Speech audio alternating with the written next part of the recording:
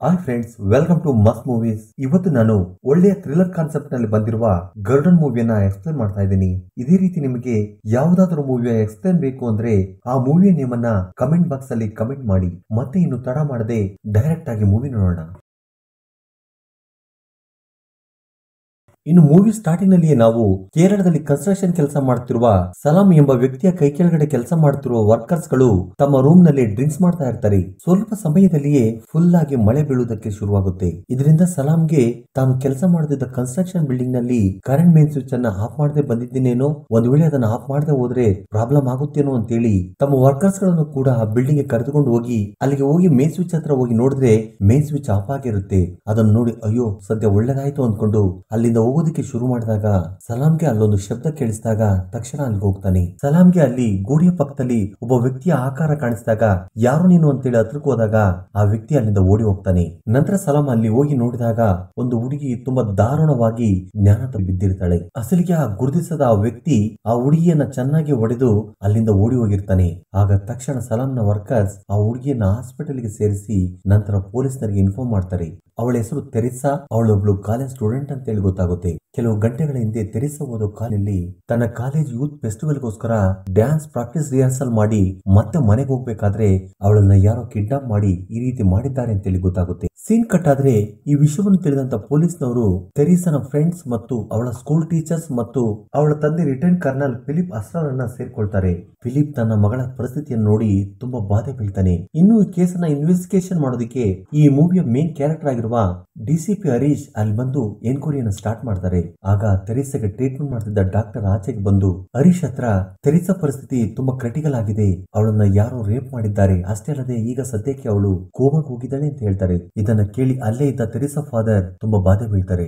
ನಂತರ ಪೊಲೀಸ್ನವರು ಸಲಾಂನ ಎನ್ಕ್ವೈರಿ ಮಾಡಿದ್ರೆ ಅಲ್ಲಿ ನಡೆದ ವಿಷಯವನ್ನೆಲ್ಲ ಹೇಳ್ತಾನೆ. ಹಾಗೆಯೇ ನೈಟ್ ವಾಚ್ಮನ್ 9 ಗಂಟೆಗೆ ಬಂದು ಬೆಳಿಗ್ಗೆ ಮಾರ್ನಿಂಗ್ ಹೊರಟೋಗ್ತಾನೆ. ನೈಟ್ ವಾಚ್ಮನ್ ಬರೋದಕ್ಕಿಂತ ಮುಂಚೆನೆ ಇದೆಲ್ಲ ನಡೆದೋಗಿದೆ ಅಂತ ಹೇಳ್ತಾನೆ. ಇದನ್ನೆಲ್ಲ ಕೇಳಿದಂತ ಹರೀಶ್ಗೆ ಕ್ರಿಮಿನಲ್ ಇದನ್ನೆಲ್ಲವನ್ನು ಕೂಡ ಪಕ್ಕ ಪ್ಲಾನ್ ಮಾಡಿ ಮಾಡಿದ್ದಾನೆ ಅಂತೇಳಿ ಅರ್ಥ ಆಗುತ್ತೆ. ನಂತರ ಹರೀಶ್ ಡಾಕ್ಟರ್ ಅನ್ನ ಮೀಟ್ ಮಾಡಿ ಏನಾದ್ರು ಕ್ಲೂ ಸಿಕ್ಕಿದ್ಯಾ ಅಂತ ಕೇಳಿದಾಗ ಡಾಕ್ಟರ್ ತೆರಿಸಾ ಬಾಡಿಯಿಂದ ಸಿಮೋನ್ ಸ್ಯಾಂಪಲ್ ಸಿಕ್ಕಿದೆ, ಇನ್ನು ಅವಳ ಕುತ್ತಿಗೆ ಹಾಕಿ ಬಿಗಿದಿದ್ದ ಈ ವೈರಿನಿಂದ ಯಾವುದೇ ರೀತಿ ಫಿಂಗರ್ ಪ್ರಿಂಟ್ ಸಿಕ್ಕಿಲ್ಲ ಅಂತ ಹೇಳ್ತಾರೆ. ಆ ನಂತರ ಹರೀಶ್ ಈ ಕೇಸ್ ನ ಇನ್ವೆಸ್ಟಿಗೇಷನ್ ಒಂದು ಭಾಗವಾಗಿ ಸುಮಾರು 100 ಮಂದಿ ಎನ್ಕ್ವೈರಿ ಮಾಡಿದ್ರು ಕೂಡ ಯಾವುದೇ ರೀತಿ ಕ್ಲೂ ಸಿಗೋದಿಲ್ಲ. ಹೀಗೆ 7 ತಿಂಗಳು ಕಳೆದು ಹೋಗ್ತವೆ. ಸೀನ್ ಕಟ್ ಮಾಡಿದ್ರೆ ತೆರಿಸಾ ಇನ್ನು ಕೋಮಾದಲ್ಲಿಯೇ ಇರ್ತಾಳೆ. 7 ತಿಂಗಳಾಗಿದ್ರು ಕೂಡ ಪೊಲೀಸ್ನವರಿಗೆ ಯಾವುದೇ ರೀತಿ ಕ್ಲೂ ಸಿಕ್ಕಿರೋದಿಲ್ಲ. ಈ ಕಡೆ ತೆರಿಸಾನ ಕಾಲೇಜ್ ಸ್ಟೂಡೆಂಟ್ಸ್ ಗಳು ಇಷ್ಟು ತಿಂಗಳಾಗಿದ್ರು ಕೂಡ ಈ ಕೇಸನ್ನ ಪತ್ತೆ ಮಾಡಿಲ್ಲ.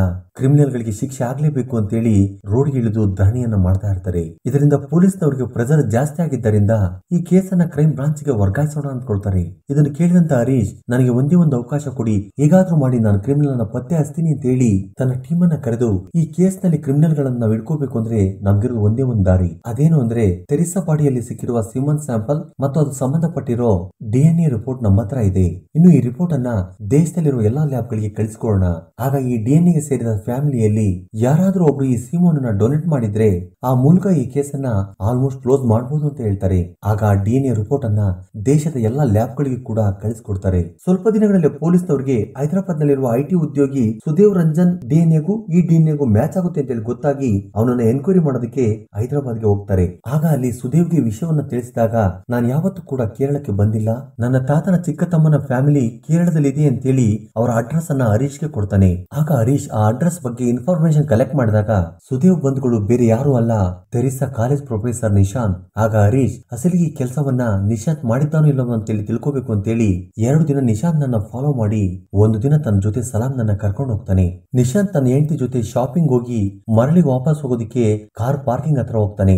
ಆಗ್ಲೇ ಹರೀಶ್ ತನ್ನ ಪ್ಲಾನ್ ಪ್ರಕಾರ ತನ್ನ ಮನುಷ್ಯನನ್ನು ನಿಶಾಂತ್ ಹತ್ರ ಕಳಿಸಿ ಅವನ ಹತ್ರ ಜಗಳ ಮಾಡ್ಕೊಂಡು ಅವನ ಹೊಟ್ಟೆಗೆ ಗುದ್ದಿ ಓಡಿ ಹೋಗ್ತಾರೆ. ಅದೇ ಸಮಯಕ್ಕೆ ಆ ವ್ಯಕ್ತಿಯ ರಿಯಾಕ್ಷನ್ ನೋಡಿದಂತ ಸಲಾಂಗೆ ಆ ರಾತ್ರಿ ನನಗೆ ಕಾಣಿಸಿದ್ದು ಈ ವ್ಯಕ್ತಿನೇ ಅಂತೇಳಿ ಅರ್ಥ ಆಗುತ್ತೆ. ನಂತರ ಹರೀಶ್ ಹತ್ರ ಆ ರಾತ್ರಿ ನೋಡಿದಂತ ವ್ಯಕ್ತಿ ಈತನೇ ಅಂತ ಹೇಳ್ತಾನೆ. ಆದ್ದರಿಂದ ಹರೀಶ್ ನೆಕ್ಸ್ಟ್ ಡೇ ನಿಶಾಂತ್ ನನ್ನ ಅರೆಸ್ಟ್ ಮಾಡಿ ತೆರಿಸಾ ಬಾಡಿಯಲ್ಲಿ ಸಿಕ್ಕಿರುವ semen sample Nishant DNA same ಅಂತ ಗೊತ್ತಾಗಿದ್ದರಿಂದ ನಿಶಾಂತ್ ನನ್ನ ಕೋರ್ಟ್ ಗೆ ಪ್ರೊಡ್ಯೂಸ್ ಮಾಡಿ ಲಾಯರ್ ಥಾಮಸ್ ಎವಿಡೆನ್ಸ್ ಗಳನ್ನ ಜಡ್ಜ್ ಮುಂದೆ ಮಂಡಿಸ್ತಾನೆ. ನಂತರ ಸಲಾಂ ನನ್ನ ಕೋರ್ಟ್ ಅಲ್ಲಿ ಪ್ರೊಡ್ಯೂಸ್ ಮಾಡಿ ನೀನು ಆ ರಾತ್ರಿ ನೋಡಿದ್ದನ್ನ ಹೇಳು ಅಂತ ಹೇಳಿದಾಗ ಅವನು ಕೂಡ ರಾತ್ರಿ ನಾನು ನೋಡಿದ್ದು ನಿಶಾಂತ್ ನನ್ನೇ ಅಂತ ಹೇಳ್ತಾನೆ. ಆದ್ದರಿಂದ ಎಲ್ಲ ಆಧಾರಗಳು ನಿಶಾಂತ್ ವಿರುದ್ಧವಾಗಿ ಇದ್ದಿದ್ದರಿಂದ ಕೋರ್ಟ್ ನಂಬುದು ಕೂಡ ಆಧಾರಗಳನ್ನೇ ಆಗಿದ್ದರಿಂದ ಕೋರ್ಟ್ ಜಡ್ಜ್ಮೆಂಟ್ ಅನ್ನ ನೀಡುತ್ತಾ 7 ವರ್ಷಗಳ ಕಾಲ ಕಾರಾಗೃಹ ಶಿಕ್ಷೆಯನ್ನು ನೀಡುತ್ತೆ. ಆಗ ಪೊಲೀಸ್ನವರು ನಿಶಾಂತ್ ನನ್ನ ಕರೆದುಕೊಂಡು ಹೋಗುವಾಗ ಆಗ ನಿಶಾಂತ್ DSP ಹರೀಶ್ ಹತ್ರ ನೀನು ತುಂಬಾ ದೊಡ್ಡ ತಪ್ಪು ಮಾಡಿದೆ, ನಾನೇನ್ ತಪ್ಪನ್ನು ಕೂಡ ಮಾಡಿಲ್ಲ, ಈ ತಪ್ಪಿಗೆ ನಿನ್ನ ಶಿಕ್ಷೆ ಅನುಭವಿಸೋದು ತಪ್ಪುವುದಿಲ್ಲ ಅಂತೇಳಿ ಅಲ್ಲಿಂದ ಹೊರಟು ಹೋಗ್ತಾನೆ. ಸೀನ್ ಕಟ್ ಮಾಡಿದ್ರೆ ಹಾಗೆ 7 ವರ್ಷಗಳು ಕಳೆದು ಹೋಗ್ತವೆ. ಹಾಸ್ಪಿಟಲ್ ಅಲ್ಲಿ ತೆರಿಸಾ ಇನ್ನು ಕೋಮದಲ್ಲಿಯೇ ಇರ್ತಾಳೆ. ಆಕೆ ತಂದೆ ಫಿಲಿಪ್ ಅವಳ ಪಕ್ಕದಲ್ಲಿ ಎತ್ತುಕೊಂಡು ಅವಳನ್ನ ನೋಡ್ಕೊಳ್ತಾ ಇರ್ತಾನೆ. ಇನ್ನೊಂದ್ ಕಡೆ DSP ಹರೀಶ್ ಇನ್ನು ಸ್ವಲ್ಪ ದಿನಗಳಲ್ಲಿ ರಿಟೈರ್ ಆಗ್ತಾ ಇರ್ತಾರೆ. ಹಾಗೆ ಒಂದು ದಿನ ಹರೀಶ್ ಪಾರ್ಕ್ ಅಲ್ಲಿ ಪೇಪರ್ ಓದ್ತಾ ಇರ್ಬೇಕಾದ್ರೆ ಅದೇ ಸಮಯಕ್ಕೆ ಮಿನಿಸ್ಟರ್ ಮ್ಯಾಥ್ಯೂ ಮನುಷ್ಯರು ಬಂದು ಹಾಗೆ ನೀನು ಹಿಡಿದುಕೊಂಡಿರುವ ಸ್ಮಗ್ಲಿಂಗ್ ಡ್ರಗ್ಸ್ ಎಲ್ಲವೂ ಮಿನಿಸ್ಟರ್ವೇ ಅಂತ ಹೇಳಿಕೆ ಕೊಟ್ಟಿರೋದನ್ನ ತಪ್ಪು ಅಂತೇಳಿ ವಾಪಸ್ ತಗೋ, ಇಲ್ಲ ಅಂದ್ರೆ ನಿನ್ ಕತೆನ ಮುಗಿಸ್ತೀವಿ ಅಂತೇಳಿ ವಾರ್ನಿಂಗ್ ಕೊಟ್ಟು ಅಲ್ಲಿಂದ ಹೋಗ್ತಾರೆ. ಆದ್ರೆ ಹರೀಶ್ ಆ ಮಾತಿಗೆ ತಲೆಗೆಡಿಸ್ಕೊಳ್ಳೋದಿಲ್ಲ. ಇನ್ನು ಈ ಕಡೆ ನಿಶಾಂತ್ ಜೈಲಿನಿಂದ ಬಿಡುಗಡೆಯಾಗಿ ತನ್ನ ಫ್ರೆಂಡ್ ಅನ್ನು ಮೀಟ್ ಮಾಡೋದಕ್ಕೆ ಅವನ ಶಾಪ್ ಹತ್ರ ಹೋಗ್ತಾನೆ. ಹಾಗೆ ಅವನ ಜೊತೆ ಮಾತಾಡ್ತಿರುವಾಗ ನಿಶಾಂತ್ ನ ಹೆಂಡತಿ ಅವಳ ಮಗಳನ್ನ ಕರೆದುಕೊಂಡು ಬರ್ತಾಳೆ. ನಿಶಾಂತ್ ನನ್ನ ನೋಡಿದ ತಕ್ಷಣ ಅವನು ಯಾಕೆ ಜೈಲಿಗೆ ಹೋದ ಅಂತೇಳಿ ನೆನಪು ಮಾಡ್ಕೊಂಡು ಕೋಪದಿಂದ ತನ್ನ ಮಗಳನ್ನ ಕರೆದುಕೊಂಡು ಅಲ್ಲಿಂದ ಹೊರಟೋಗ್ತಾಳೆ. ಇದರಿಂದ ನಿಶಾಂತ್ ಕೂಡ ತುಂಬಾ ಬಾಧೆ ಬೀಳ್ತಾನೆ. ಇನ್ನು ಈ ಕಡೆ ಹರೀಶ್ ರಿಟೈರ್ಡ್ ಆಗೋದಕ್ಕಿಂತ ಮುಂಚೆ ತನ್ನ ಮನೆಯಲ್ಲಿ ಒಂದು ಚಿಕ್ಕದಾಗಿ ಪಾರ್ಟಿಯನ್ನ ಅರೇಂಜ್ ಮಾಡಿ ಅಲ್ಲಿ ಲಾಯರ್ ಥಾಮಸ್ ಅನ್ನ ಕರೆದು ರಿಟೈರ್ಡ್ ಆದ ನಂತರ ಬರೋ ಬೆನಿಫಿಟ್ಸ್ ಇಂದ ನನ್ನ ಮಗಳ ಎಜುಕೇಶನ್ ಗೋಸ್ಕರ ಅವಳನ್ನ ಅಬ್ರಾಡ್ ಕಳಿಸ್ತೀನಿ ಅಂತಲೂ ಈ ಮನೆಯನ್ನ ಮಾರಾಟ ಮಾಡಿ ನಮ್ಮ ಹಳ್ಳಿಗೆ ಹೋಗಿ ಅಲ್ಲೇ ಸೆಟ್ಲ್ ಆಗಿ ಉಳಿದ ಜೀವನವನ್ನ ಅಲ್ಲೇ ಕಳಿತೀನಿ ಅಂತ ಹೇಳ್ತಾನೆ. ಇನ್ನು ಸೀನ್ ಕಟ್ ಆದ್ರೆ ಮಾರನೇ ದಿನ ಹರೀಶ್ ತನ್ನ ರಿಟೈರ್ಮೆಂಟ್ ಫಂಕ್ಷನ್ ನಲ್ಲಿ ತುಂಬಾ ಬ್ಯುಸಿ ಆಗಿರುವಾಗ ಅದೇ ಸಮಯಕ್ಕೆ ಲಾಯರ್ ಥಾಮಸ್ ಹರೀಶ್ಗೆ ಕಾಲ್ ಮಾಡಿ ತಕ್ಷಣ ನನ್ನ ಆಫೀಸ್ಗೆ ಬಾ ಅಂತ ಹೇಳ್ತಾನೆ.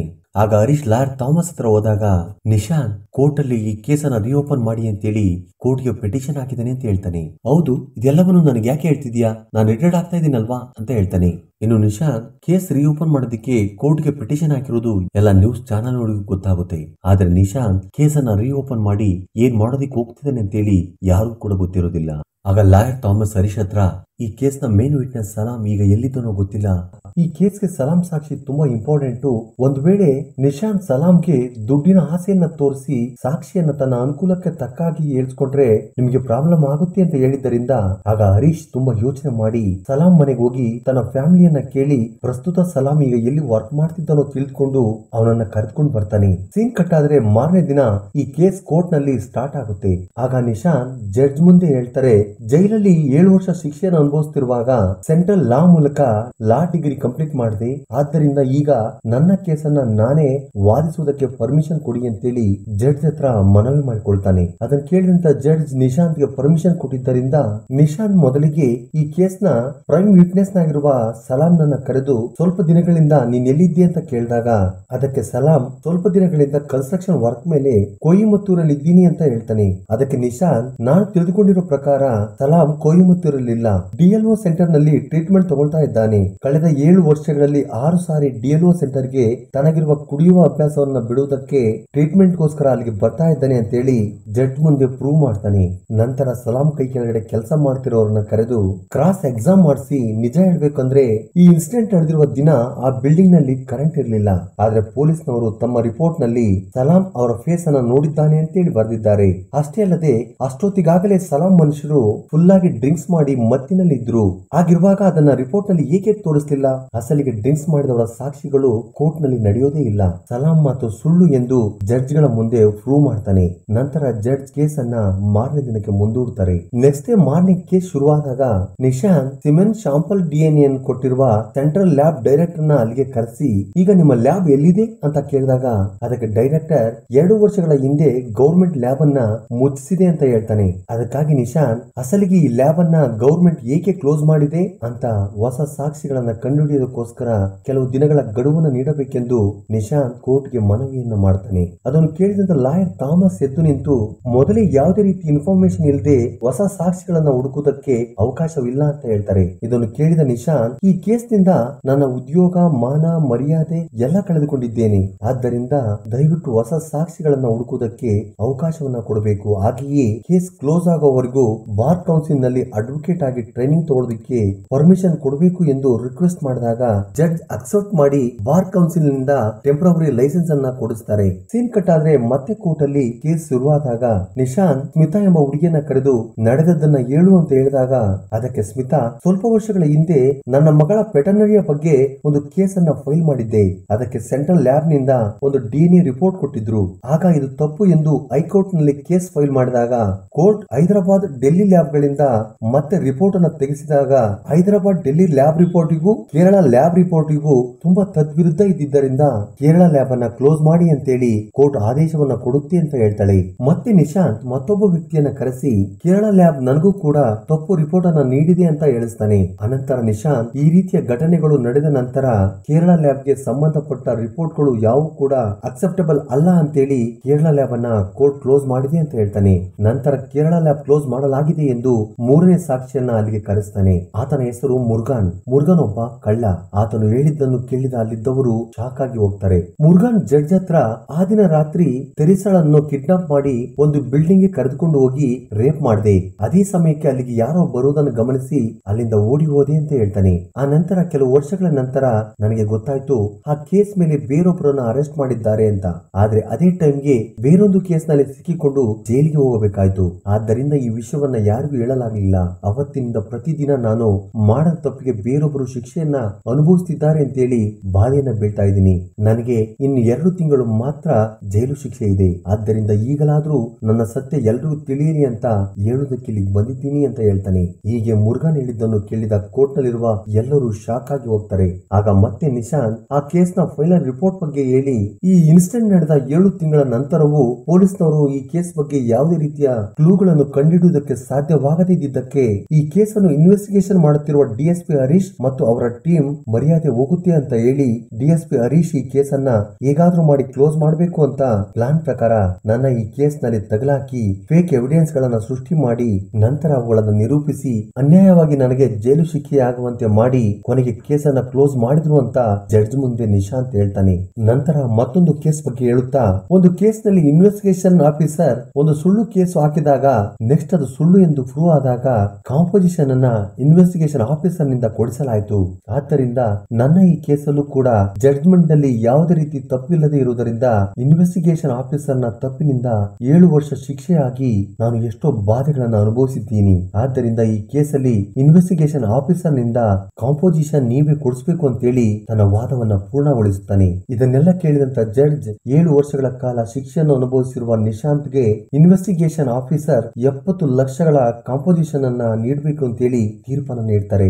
ಆಗ ಅಲ್ಲಿ ಬಂದಿದ್ದ ಎಲ್ಲರೂ ಜೊತೆಗೆ ಈ ಕೇಸ್ ಬಗ್ಗೆ ಗೊತ್ತಿದ್ದ ಎಲ್ಲರೂ ಕೂಡ ನಿಶಾಂತ್ ನನ್ನು ಹೀರೋ ಹಾಗೆ ಹರೀಶ್ ನನ್ನ ವಿಲನ್ ಆಗಿ ನೋಡುವುದಕ್ಕೆ ಸ್ಟಾರ್ಟ್ ಮಾಡ್ತಾರೆ. ನಿಶಾಂತ್ ಮತ್ತೆ ಮನೆಗೆ ಮರಳಿ ಬರ್ತಾನೆ. ಅಸಲಿ ವಿಷಯವನ್ನ ತಿಳಿದ ಅನಿತಾ ನಿಶಾಂತ್ಗೆ ಸಾರಿ ಹೇಳ್ತಾಳೆ. ಇದರಿಂದ ನಿಶಾಂತ್ ನ ಲೈಫ್ ಮೊದಲಿನ ಹಾಗೆ ಹ್ಯಾಪಿ ಲೈಫ್ ಆಗಿ ಬದಲಾಗುತ್ತೆ. ಇನ್ನೊಂದ್ ಕಡೆ ಎಲ್ಲರೂ ಈ ಕೇಸ್ ನಲ್ಲಿ ಹರೀಶ್ನದೇ ತಪ್ಪು ಅಂತೇಳಿ ಮಾತಾಡೋದಕ್ಕೆ ಶುರು ಮಾಡ್ತಾರೆ. ಅದೇ ದಿನ ರಾತ್ರಿ ಮಿನಿಸ್ಟರ್ ಮ್ಯಾಥ್ಯೂ ಮನುಷ್ಯರು ಬಂದು ಸ್ಟೇಟ್ಮೆಂಟ್ ವಾಪಸ್ ತೆಗೆದುಕೊಳ್ಳದೇ ಇದ್ದಿದ್ದಕ್ಕೆ ಹರೀಶ್ ಮನೆಯ ಮೇಲೆ ದಾಳಿ ಮಾಡಿ ಹೋಗ್ತಾರೆ. ಅದನ್ನ ನೋಡಿದಂತ ಹರೀಶ್ ನನ್ನ ಫ್ಯಾಮಿಲಿ ನನ್ನ ಹತ್ರನೇ ಇದ್ರೆ ಅವರಿಗೆ ತೊಂದರೆ ಆಗುತ್ತೆ ಅಂತೇಳಿ ತುಂಬಾ ಯೋಚಿಸಿ ಮಾರನೇ ದಿನ ಅವರನ್ನ ತನ್ನ ಸ್ವಂತ ಊರಿಗೆ ಕಳಿಸ್ತಾರೆ. ಅದೇ ದಿನ ರಾತ್ರಿ ಥಾಮಸ್ ಅಂಡ್ ಹರೀಶ್ ಒಂದು ಬಾರಿನಲ್ಲಿ ಡ್ರಿಂಕ್ಸ್ ಮಾಡ್ತಾ ಇರ್ತಾರೆ. ಆಗ ಹರೀಶ್ ನಿಜವಾಗ್ಲೂ ಎಲ್ಲರೂ ಅಂದ್ಕೊಂಡಿರೋ ಹಾಗೆ ನಿಶಾಂತ್ ಒಳ್ಳೆ ವ್ಯಕ್ತಿ ಅಲ್ಲ, ಅವನೊಬ್ಬ ತಿಳುವಳಿಕೆ ಹೊಂದಿರುವಂತ ಕ್ರಿಮಿನಲ್. ಆದಷ್ಟು ಬೇಗ ಅವನ ಬಣ್ಣವನ್ನ ಬಯಲು ಮಾಡ್ತೀನಿ ಅಂತೇಳಿ ಮನೆಗೆ ಬರ್ತಾನೆ.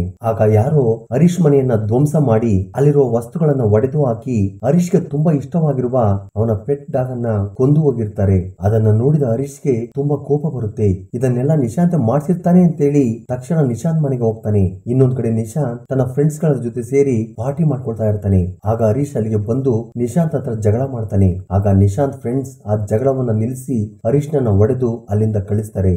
ಸೀನ್ ಕಟ್ ಆದ್ರೆ ಹರೀಶ್ ನಿಶಾಂತ್ 7 ವರ್ಷಗಳಿಂದ ಶಿಕ್ಷೆಯನ್ನು ಅನುಭವಿಸಿದ ಜೈಲಿಗೆ ಹೋಗಿ ಜೈಲರನ್ನ ಮೀಟ್ ಮಾಡಿ ನಿಶಾಂತ್ ಬಗ್ಗೆ ಕೇಳಿದಾಗ ಜೈಲರ್ ನಿಶಾಂತ್ ಈ ಜೈಲಿಗೆ ಮೊದಲಿಗೆ ಬಂದಾಗ ಇಲ್ಲಿದ್ದ ಕೈದಿಗಳು ನಿಶಾಂತ್ ನನ್ನ ಚೆನ್ನಾಗಿ ಹೊಡಿತಿದ್ರು. ಏಕೆಂದ್ರೆ ಇಲ್ಲಿರುವ ಕೈದಿಗಳು ರೇಪಿಸ್ಟ್ ಗಳು ಅಂದ್ರೆ ಅವ್ರನ್ನ ಚೆನ್ನಾಗಿ ಹೊಡಿತಾರೆ. ಹಾಗೆ ಈ ಜೈಲಲ್ಲಿ ಒಬ್ಬ ಗ್ಯಾಂಗ್ ಸ್ಟಾರ್ ಕೂಡ ಇರ್ತಾ ಇದ್ದ. ಅವನ ಹೆಸರು ಸುನ್ನಿ. ಈತನು ಜೈಲಲ್ಲಿ ಇದ್ದುಕೊಂಡೇ ಇಲ್ಲಿಗಲ್ ಕೆಲಸಗಳನ್ನ ಮಾಡಿಸ್ತಾ ಇದ್ದ. ನಿಶಾಂತ್ ಈ ಜೈಲಿಗೆ ಬಂದ ಸ್ವಲ್ಪ ದಿನಗಳಲ್ಲೇ ಸುನ್ನಿ ಅವನನ್ನ ಕರೆಸಿ ಮಾತನಾಡಿಸಿ ನಂತರ ಅವರಿಬ್ರು ತುಂಬಾ ಕ್ಲೋಸ್ ಆದ್ರು. ಆನಂತರ ನಿಶಾಂತ್ ತುಂಬಾ ಪ್ರಶಾಂತವಾಗಿರ್ತಾ ಇದ್ದ, ಯಾವಾಗಲೂ ಕೂಡ ಓದ್ತಾನೆ ಇರ್ತಾ ಇದ್ದ. ಆನಂತರ ಸ್ವಲ್ಪ ದಿನಗಳಲ್ಲೇ ಸುನ್ನಿ ತನ್ನ ಇಲ್ಲಿಗಲ್ ಕೆಲಸಗಳನ್ನ ಬಿಟ್ಟಾಕಿ ಒಬ್ಬ ಒಳ್ಳೆಯ ಬಿಸ್ನೆಸ್ ಮ್ಯಾನ್ ಆಗಿ ಬದಲಾದ ಅಂತ ಹೇಳ್ತಾರೆ. ಅದನ್ನೆಲ್ಲ ಕೇಳಿದಂತ ಹರೀಶ್ ಮಾರನೇ ದಿನ ಮತ್ತೊಂದು ಜೈಲಲ್ಲಿದ್ದ ಮುರುಗನನ್ನ ಭೇಟಿಯಾಗೋದಕ್ಕೆ ಹೋಗ್ತಾರೆ. ಆಗ ಮುರುಗನ್, ನಾನ್ ಜೈಲಿನಿಂದ ಹೊರಗಡೆ ಬಂದ್ಮೇಲೆ ನಾನ್ ಮಾಡೋ ತಪ್ಪು ಕೆಲಸಗಳನ್ನೆಲ್ಲ ಬಿಟ್ಟಾಕ್ಬೇಕು ಅಂತ ಪ್ಲಾನ್ ಮಾಡಿದ್ದೇನೆ. ಏಕೆಂದ್ರೆ ನಾನ್ ಮಾಡಿದ ತಪ್ಪಿಗೆ ಪ್ರೊಫೆಸರ್ ನಿಶಾಂತ್ ಅವರು ಶಿಕ್ಷೆನ ಅನುಭವಿಸ್ತಾ ಇದ್ದಾರೆ. ಆದ್ದರಿಂದ ಇನ್ನು ಮುಂದೆ ನಾನ್ ಮಾಡೋ ತಪ್ಪಿಗೆ ಯಾರು ಕೂಡ ಶಿಕ್ಷೆನ ಅನುಭವಿಸಬಾರದು ಅಂತ ಹೇಳಿ ಜೈಲಲ್ಲಿ ಇದ್ದುಕೊಂಡೇ ನಿಶಾಂತ್ ಅವರಿಗೆ ಒಂದು ಲೆಟರ್ ಅನ್ನ ಬರೆದೆ. ಆದ್ರೆ ಮೊದಲಿಗೆ ನಾನು ಬರೆದಂತ ಲೆಟರ್ಗೆ ಯಾವುದೇ ರೀತಿ ರಿಪ್ಲೈ ಬರಲಿಲ್ಲ. ಆನಂತರ ಆತ ಜೈಲಿನಿಂದ ಬಿಡುಗಡೆ ಆದ್ಮೇಲೆ ನನ್ನನ್ನ ಮೀಟ್ ಮಾಡೋದಕ್ಕೆ ಬಂದ್ರು.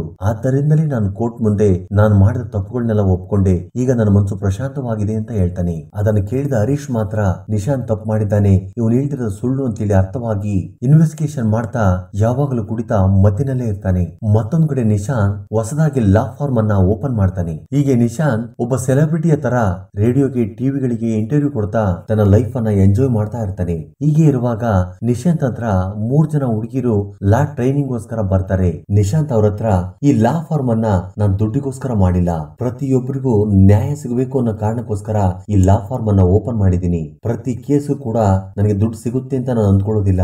ನೀವು ಇಲ್ಲಿದ್ಕೊಂಡು ಪ್ರಾಕ್ಟೀಸ್ ಮಾಡಬಹುದು, ನಂತರ ಈ ರೀತಿ ಮ್ಯಾನೇಜ್ ಮಾಡ್ಕೊಳ್ಳಿ ಅಂತ ಹೇಳ್ತಾನೆ. ಅದಕ್ಕೆ ಆ 3 ಜನ ಹುಡುಗಿಯರು ಓಕೆ ಅಂತ ಹೇಳ್ತಾರೆ. ಮತ್ತೊಂದು ಕಡೆ ಹರೀಶ್ ಸಲಾಂ ನನ್ನ ಮೀಟ್ ಮಾಡೋದಕ್ಕೆ ಅವನ ಮನೆಗೆ ಹೋದಾಗ ಸಲಾಂ ಹರೀಶ್ ಹತ್ರ, ಸರ್ ನಾನು ಎಷ್ಟೋ ಸಾರಿ ಕುಡಿತವನ್ನ ಬಿಡ್ಬೇಕು ಅಂದ್ಕೊಂತೀನಿ, ಆದ್ರೆ ನನ್ನಿಂದ ಬಿಡೋದಿಕ್ ಆಗ್ತಾ ಇಲ್ಲ. ಕೆಲವು ಜನ ಬೇಕು ಅಂತಲೇ ನನಗೆ ಡ್ರಿಂಕ್ಸ್ ಅನ್ನ ತಗೊಂಡ್ಬಂದ್ ಕೊಡ್ತಾ ಇದ್ರು, ಆದ್ರಿಂದ ಡ್ರಿಂಕ್ಸ್ ಅನ್ನ ಬಿಡೋದಿಕ್ ಆಗ್ಲಿಲ್ಲ ಅಂತ ಹೇಳ್ತಾನೆ. ಸೀನ್ ಕಟ್ ಆದ್ರೆ ಲಾಯರ್ ಥಾಮಸ್ ಹರೀಶ್ ಮನೆಗೆ ಬಂದಾಗ ಹರೀಶ್ ನಿಶಾಂತ್ ಹತ್ರ ಲಾ ಟ್ರೈನಿಂಗ್ ಗೋಸ್ಕರ ಜಾಯ್ನ್ ಆಗಿರುವ ಐನ್ಸ್ಟೈನ್ ಅರಿಮಾ ಫೋಟೋವನ್ನ ನೋಡ್ತಾ ಇರ್ತಾನೆ.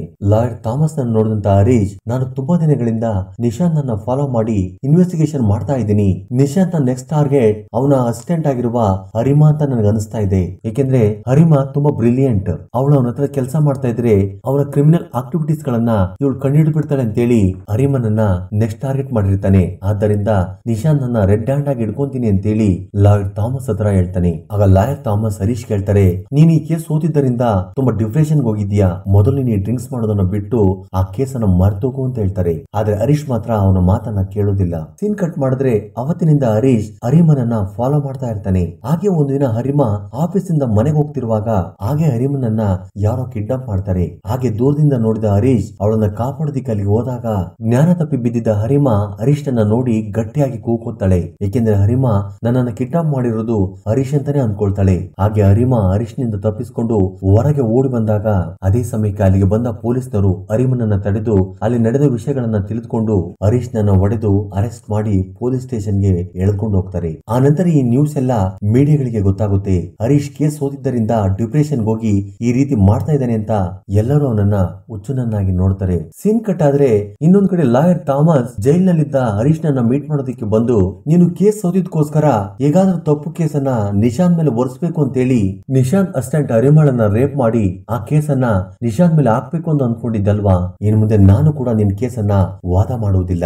ನಾನು ಅಷ್ಟೇ ಅಲ್ಲ, ಇನ್ನು ಮುಂದೆ ಯಾವ ಲಾಯರ್ ಕೂಡ ನಿನ್ನ ಕೇಸನ್ನ ವಾದ ಮಾಡೋದಿಲ್ಲ ಅಂತ ಹೇಳಿ ಕೋಪದಿಂದ ಅಲ್ಲಿಂದ ಹೊರಟೋಗ್ತಾನೆ. ಹೀಗೆ ಹರೀಶ್ ಕೇಸನ್ನ ವಾದ ಮಾಡೋದಕ್ಕೆ ಯಾವ ಲಾಯರ್ ಕೂಡ ಮುಂದೆ ಬರದೇ ಇರುವುದಕ್ಕೆ ಈ ವಿಷಯ ನಿಶಾಂತ್ಗೆ ತಿಳಿದು ಪೊಲೀಸ್ ಸ್ಟೇಷನ್ ಗೆ ಬಂದು ಹರೀಶ್ ನನ್ನ ಮೀಟ್ ಮಾಡಿ ಒಂದು ಪೇಪರ್ ಅನ್ನ ಕೊಟ್ಟು ಇದರಲ್ಲಿ ಸೈನ್ ಮಾಡು, ಇನ್ನು ಮುಂದೆ ನಿನ್ನ ಕೇಸನ್ನ ನಾನೇ ವಾದ ಮಾಡ್ತೀನಿ. ಏಕೆಂದ್ರೆ ಕೋರ್ಟ್ ಅಲ್ಲಿ ಈ ಕೇಸನ್ನ ಸೋತ್ ಮೇಲೆ ನೀನು ಡಿಪ್ರೆಷನ್ ಹೋಗಿದ್ಯಾ, ಫುಲ್ ಆಗಿ ಡ್ರಿಂಕ್ಸ್ ಮಾಡಿ ಆ ಮತ್ತಲ್ಲಿ ನನಗೆ ಗೊತ್ತಾಗದೆ ಈ ರೀತಿ ಕೆಲಸ ಮಾಡಿದೀನಿ ಅಂತ ಒಪ್ಕೋ ಅಂತ ಹೇಳಿದಾಗ ಇದನ್ನು ಕೇಳಿದ ಹರೀಶ್ ಸ್ಮೈಲ್ ಕೊಡ್ತಾ ನಿಶಾಂತ್ ಮೈಂಡ್ ಬ್ಲಾಕ್ ಆಗುವಂತ ಸ್ಟೋರಿನ ರಿವೀಲ್ ಮಾಡ್ತಾನೆ. ಆಗ ಹರೀಶ್ ನಿಶಾಂತ್ ಹತ್ರ, ನಿನಗೆ ಚೆನ್ನಾಗಿ ಗೊತ್ತಿರೋ ಒಮೆಗಾ ಇನ್ಫಾರ್ಮೇಟಿವ್ ಕಂಪನಿ ನೆನಪಿದೆಯಲ್ವಾ ಅಂತ ಹೇಳಿ ಹಾಗೆ ಹೇಳುವುದಕ್ಕೆ ಶುರು ಮಾಡ್ತಾನೆ.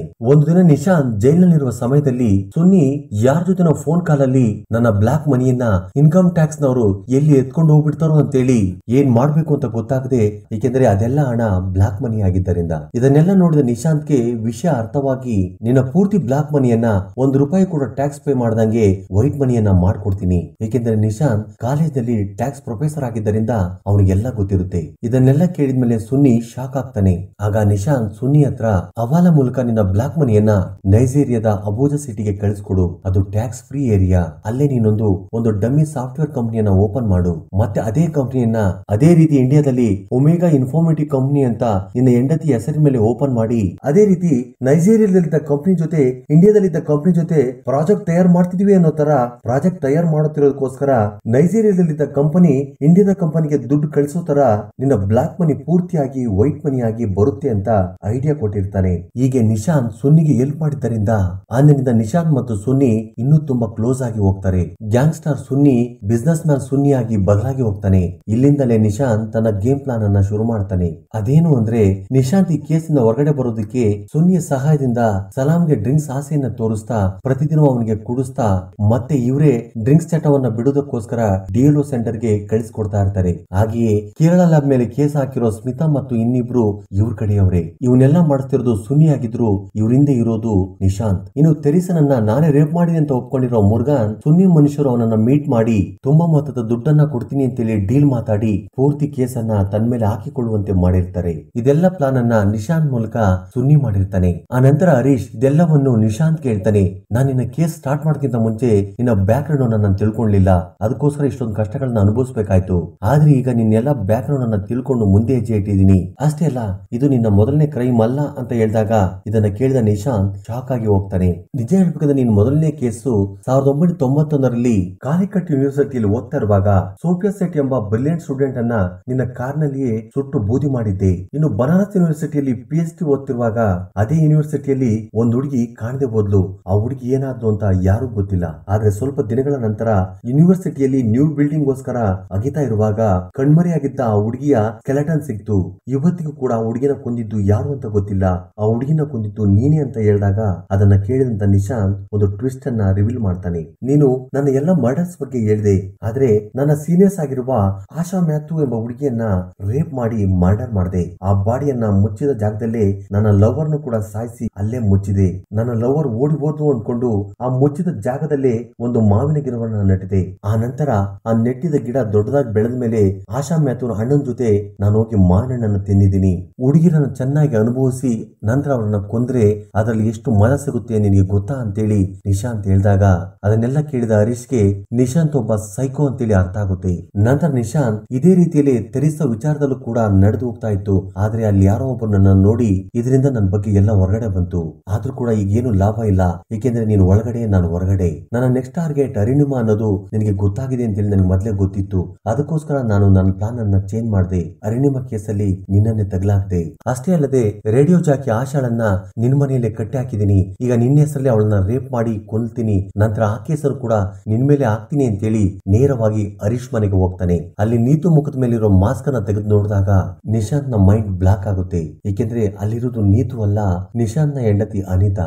ಆಗ ಅನಿತಾ ನಿಶಾಂತ್ ನನ್ನ ಕೋಪದಿಂದ ನೋಡ್ತಾಳೆ. ಇಲ್ಲಿ ಇನ್ನೊಂದು ರಿವೀಲ್ ಆಗೋ ಟ್ವಿಸ್ಟ್ ಏನು ಅಂದ್ರೆ ಹರೀಶ್ ಯಾವಾಗ್ಲೂ ಕುಡಿದ ಮತ್ತಿನಲ್ಲಿ ಇರೋ ತರ ಅವನು ಡಿಪ್ರೆಷನ್ ಹೋಗಿರೋ ತರ ನಾಟಕ ಮಾಡ್ತಾ ಇರ್ತಾನೆ. ತನ್ನ ಟೀಮ್ಗೆ ನಿಶಾಂತ್ ನನ್ನ ಯಾವಾಗ್ಲೂ ಫಾಲೋ ಮಾಡ್ತಾ ಇರಿ ಅಂತ ಹೇಳಿದ್ದರಿಂದ ನಿಶಾಂತ್ ನೀತುನ ಕಿಡ್ನಾಪ್ ಮಾಡ್ತಿರೋದನ್ನ ಹರೀಶ್ ಟೀಮ್ ನೋಡಿ ನೀತು ಪ್ಲೇಸ್ ಅಲ್ಲಿ ನಿಶಾಂತ್ ನ ಹೆಂಡತಿಯನ್ನ ಇರಿಸಿ ನಿಶಾಂತ್ ನನ್ನ ರೆಡ್ ಹ್ಯಾಂಡ್ ಆಗಿ ಹಿಡಿದು ಅವನನ್ನ ಅರೆಸ್ಟ್ ಮಾಡಿ ಕೋರ್ಟ್ ಗೆ ಪ್ರೊಡ್ಯೂಸ್ ಮಾಡ್ತಾರೆ. ನಂತರ ಲಾಯರ್ ಥಾಮಸ್ ಎಲ್ಲ ಎವಿಡೆನ್ಸ್ ಗಳನ್ನ ಜಡ್ಜ್ ಮುಂದೆ ಪ್ರೂವ್ ಮಾಡಿದಾಗ ಅಲ್ಲಿಗೆ ತೆರಿಸಾ ಫಾದರ್ ಫಿಲಿಪ್ ಬಂದು ಹರೀಶ್ ಹತ್ರ ತೆರಿಸಾ ಸತ್ತೋದ್ಲು ಅಂತ ಹೇಳ್ತಾರೆ. ನಿಜ ಹೇಳ್ಬೇಕಂದ್ರೆ ತೆರಿಸಾ 7 ವರ್ಷಗಳಿಂದ ಕೋಮದಲ್ಲಿ ಇರುವುದರಿಂದ ಅವಳನ್ನ ಪರಿಸ್ಥಿತಿಯಲ್ಲಿ ನೋಡೋದಿಕ್ಕಾಗದೇನೆ ಅವಳ ಆಕ್ಸಿಜನ್ ಅನ್ನ ತೆಗೆದು ಅವಳು ಸಾಯುವಂತೆ ಮಾಡಿರ್ತಾನೆ. ನಂತರ ಲಾಯರ್ ಥಾಮಸ್ಗೆ ತೆರಿಸಾ ಸತ್ತೋಗಿರೋದನ್ನ ಹೇಳಿದಾಗ ಲಾಯರ್ ತೆರಿಸಾ ಕೂಡ ಸತ್ತೋಗಿದ್ದಾಳೆ ಅಂತ ಜಡ್ಜ್ ಹತ್ರ ಹೇಳಿ ನಿಶಾಂತ್ಗೆ ಶಿಕ್ಷೆ ಆಗುವಂತೆ ಮಾಡಿ ಇನ್ನೊಂದ್ ಕಡೆ ತಪ್ಪು ಸಾಕ್ಷಿಗಳನ್ನು ಹೇಳಿರುವ ಸುನ್ನಿ ಮುರ್ಗಾನ್ ಸ್ಮಿತಾಗೂ ಕೂಡ ಶಿಕ್ಷೆಯನ್ನ ವಿಧಿಸ್ತಾರೆ. ಹೀಗೆ ನಿಶಾಂತ್ ಅನ್ನ ಜೈಲಿಗೆ ಕರ್ಕೊಂಡು ಹೋಗುವಾಗ ಹರೀಶ್ ನೀನು ಜೈಲಲ್ಲಿ ಇರುವಾಗ್ಲೇ ಮತ್ತೆ ಬೇರೆ ಪ್ಲಾನ್ ಮಾಡಿರೋ ತರ